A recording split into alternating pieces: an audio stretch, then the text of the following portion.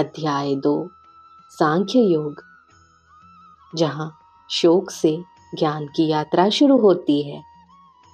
अर्जुन का पूर्ण समर्पण।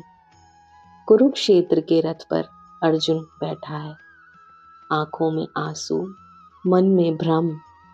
वह श्री कृष्ण से कहता है, हे माधव, मेरा स्वभाव दुर्बल हो गया है। मैं नहीं जानता कि मेरे लिए क्या श्रेयस्कर है। कृपया मुझे उपदेश दीजिए।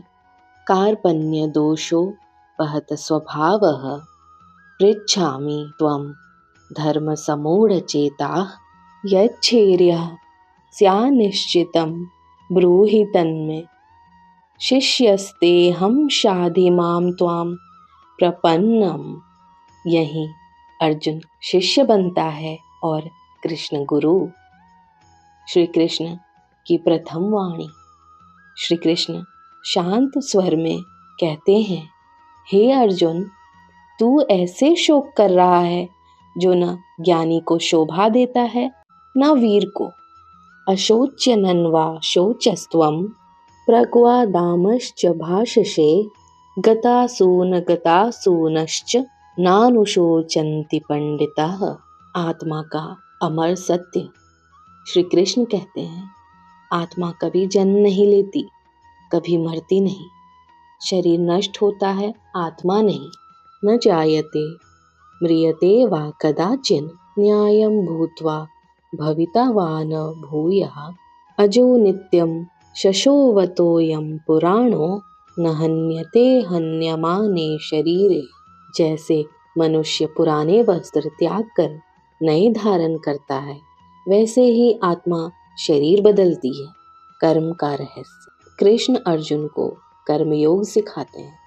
तेरा अधिकार केवल कर्म पर है, फल पर नहीं। कर्मण्येवाधिकारस्ते मा फलेषु कदाचन मा कर्मफल हेतुर्भुर्मा ते संगोस्त्व कर्मणि। अर्जुन पूछते हैं, स्थित प्रज्ञ कैसा होता है? कृष्ण कहते हैं, जिसका मन इच्छाओं से मुक्त है, जो सुख दुख में विचलित नहीं होता, वही स्थित प्रज्ञ है। दुःखेष्वनुद्विग्न मनः सुखेषु विगत स्पृहः वीतराग भय क्रोधः स्थितधीर मुनिरुच्यते। अध्याय 2 का गूढ़ संदेश।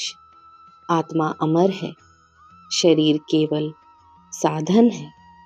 कर्म छोड़ना नहीं है, आसक्ति छोड़नी है। समत्व ही योग है। अर्जुन का शोक अब ज्ञान में बदल जाता है। अध्याय 3 कर्मयोग। कर्तव्य से ही मुक्ति का मार्ग।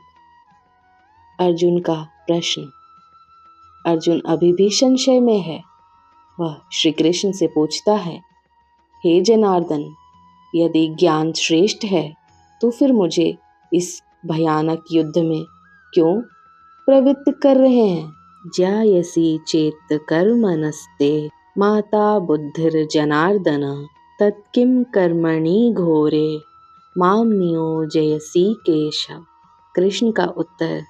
कृष्ण मुस्कुराते हैं और कहते हैं, इस संसार में मैंने 2 मार्ग बताए हैं, ज्ञानियों के लिए ज्ञान योग और कर्मियों के लिए कर्म योग।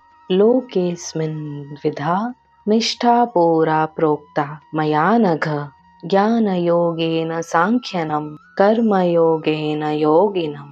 कर्म से पलायन नहीं, कृष्ण स्पष्ट कहते हैं। केवल कर्म छोड़ देने से कोई सन्यासी नहीं बनता। बिना कर्म किए कोई क्षण भी नहीं रह सकता है। न हि कश्चित् क्षणमपि जातु तिष्ठत्य कर्मकृत् कार्यते हैवशः कर्म सर्व प्रकृति जैर्गुणः। यज्ञ भाव से कर्म यज्ञ के लिए है, स्वार्थ के लिए नहीं। यज्ञानर्थत कर्मणो नियंत्र लोकोऽयं कर्म बंधनः तदर्थं कर्म कौन्तेय मुक्ता संगः समाचर। जब कर्म ईश्वर को अर्पित हो जाता है तो वह बंधन नहीं बनता। श्री कृष्ण स्वयं उदाहरण देते हैं, हे अर्जुन, मुझे कुछ भी प्राप्त नहीं करना, फिर भी मैं कर्म करता हूँ ताकि लोग मेरा अनुसरण करें। ना मे पार्थस्ति कर्तव्यम त्रिषु लोकेषु किंचन नानवाप्तमवाप्तव्यम व्रत एवं च कर्मणि। काम और क्रोध शत्रु हैं। कृष्ण चेतावनी देते हैं, मनुष्य का सबसे बड़ा शत्रु काम मतलब इच्छा और क्रोध है। काम एष क्रोध एष रजोगुण समुद्भवः महाशनो महापाप्मा विद्येन्यमिहं वैरिणम्। अध्याय 3 का सार। कर्म छोड़ना समाधान नहीं, कर्तव्य ही कर्म है। कर्म को यज्ञ बनाओ, काम और आसक्ति से सावधान रहो। अर्जुन अब समझने लगा है, युद्ध उसका कर्म है, पलायन नहीं। ऐसे ही और अध्यायों को कथा के रूप में सुनने के लिए चैनल को सब्सक्राइब करें। राधे राधे।